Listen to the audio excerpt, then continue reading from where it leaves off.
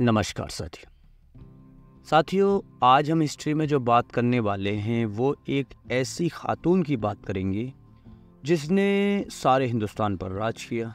न सिर्फ राज किया बल्कि एक छत्र राज किया, और ऐसा राज किया कि जिसके सामने बड़े से बड़े सूरमा भी आंख उठाकर नहीं देख सकते। दोस्तों, आज के हिसाब से तो ये संभव लगता है और बहुत ही आसान भी लगता है, लेकिन आप सोचकर देखिए कि आज से 500 साल पहले किसी औरत के लिए कितना मुश्किल रहा होगा।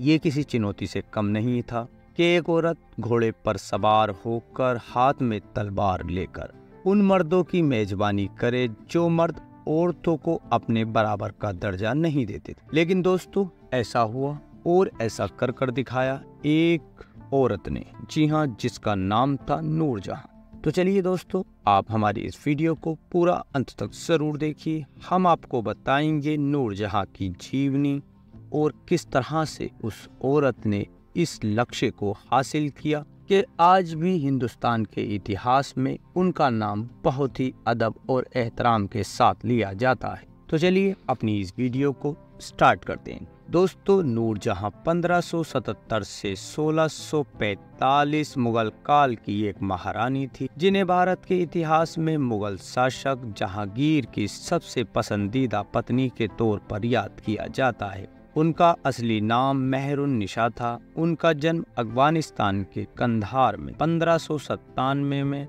पर्शिया के एक कुलीन परिवार में हुआ। उनके दादा शाह शहमाज प्रथम की सेवा में थे। मेहरुन्निसा मिर्जा गियास बेग और उनकी पत्नी असमत बेग की चौथी संतान थी। परिवार के भारत आने के बाद उनका जन्म हुआ था। उनके पिता गियास बेग महान मुगल शासक अकबर की सेवा करते थे। अकबर ने उनके पिता को इत्मत-उल दौला, राज्य का एक स्तंभ की पदवी दे रखी थी। उनके बाद उनके भाई आसफ खान ने जहांगीर और उनके उत्तराधिकारी महाराजा शाहजहां की सेवा की थी। एक अप्रवासी से मुगल शासक की महारानी बनने वाली नूरजहां उस कालखंड की सबसे प्रभावी शख्सियतों में से एक। नूरजहां ने अपने शासनकाल 1611 से 1627 के दौरान मुगल साम्राज्य को आकार देने और विस्तार देने में मेहनती भूमिका निभाई। उनके साथ साथ उन्होंने मुगल काल में कला, धर्म और विदेशी व्यापार को बढ़ाने और फैलाने में भी अहम योगदान दिया था। मेहरुन्निसा की पहली शादी 17 साल की उम्र में एक पारसी शाहसी शेर अफगान अली कुली खान इस्ताजुलू से हुई थी। उनके पहले पति का अपने क्षेत्र में दबदबा था। उनसे उनकी पहली संतान भी हुई थी, जिसका नाम उन्होंने लाडली बेगम रखा था। 1607 में शेर अफगान की मृत्यु के बाद मेहरुन्निसा ने मुगल साम्राज्य की सेवा करना शुरू की। 1605 में अकबर के निधन के बाद जहांगीर ने उत्तराधिकारी के तौर पर शासन किया। इस दौरान मेहरुन्निसा की जिम्मेदारी जहांगीर की सौतेली माताओं में से एक रुकैया बेगम की सेवा करनी थी। 1607 में मेहरुन्निसा ने बहुत ही बुरा दौर देखा। उनके परिवार के 2 सदस्यों को राजद्रोह के आरोप में मृत्युदंड की सजा दे दी गई। इसके बाद भी जैसे भाग्य मेहरुन्निसा पर मेहरबान था और आगे चलकर उनका भाग्य बदल गया। 1611 में नौरोज उत्सव के दौरान जहांगीर ने मीना बाजार पैलेस में मेहरुन्निसा को पहली बार देखा। उनकी खूबसूरती देखकर वो मोहित हो गया।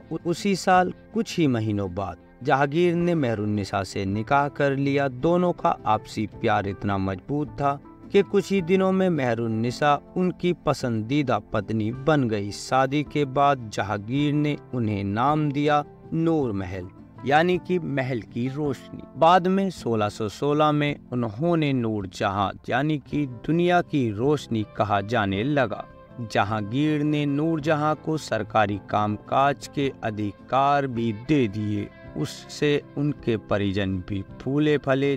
धीरे धीरे नूरजहां का शासन पर प्रभाव पड़ता चला गया। पर्दे के पीछे से मुगल शासन को चलाने लगी। जहांगीर, जो कि बीमारी के कारण शासन चलाने में असमर्थ हो रहे थे, वहीं पर्दे के पीछे से मुगल शासन को चलाने में नूरजहां ने अहम योगदान दिया। जब मुगल शासन ने तेजी से विकास किया, सरकारी कामकाज के प्रबंधन के साथ ही नूरजहां ने अपने नाम के सिक्के भी बनवाकर जारी किए। नूरजहां ने प्रशासनिक कामकाज भी अच्छे से संभाला। महिलाओं के मामले हो, घरेलू मामले हो या विदेश हो या फिर व्यापार, उन्होंने सारे ही काम बखूबी बेहतरीन तरीके से अंजाम दिए। धीरे धीरे आगरा कारोबार का एक गढ़ बन चुका था। 1627 में जहांगीर के निधन के बाद सौतेले बेटे खुर्रम ने नूरजहां को आलीशान महल तक सीमित कर दिया। यही खुर्रम आगे चलकर शाहजहां हुए, जिन्होंने नूरजहां के भाई आसफ खान की बेटी मुमताज महल से शादी की। नूरजहां का ज्यादातर समय आगरा में अपने पिता की याद में आलीशान मकबरा इम्तिमाद उल दौला बनवाने में चला गया। नूरजहां की पारिवारिक पृष्ठभूमि में साहित्य था, लिहाजा इसका असर उन पर दिखा। नूरजहां ने अपने साहित्य सृजन से अपनी अलग पहचान बनाई। परंपरागत पारसी संस्कृति में उनकी रुचि और विशेषता की बदौलत ही उन्होंने इत्र निर्माण, जेवरात, ज्वेलरी, फैशनेबल डिजाइन और विकास में अहम योगदान दिया। ये मुगल काल की भारत को बड़ी देन रही। नूरजहां के काल में कई पेंटिंग्स भी बनी जो मुगल काल की बेजोड़ नमूने को पेश कर रही थी। इसके अलावा बेहतरीन बगीचे और शानदार वास्तुकला भी देखने को मिली। जालंधर में नूरजहां महल सराय उनका एक नमूना है। नूरजहां का निधन 1645 में हुआ। लाहौर में जहांगीर के मकबरे के करीब ही सादरा में उनकी कब्र बनाई गई। दोस्तों, आज की हिस्ट्री में इतना ही।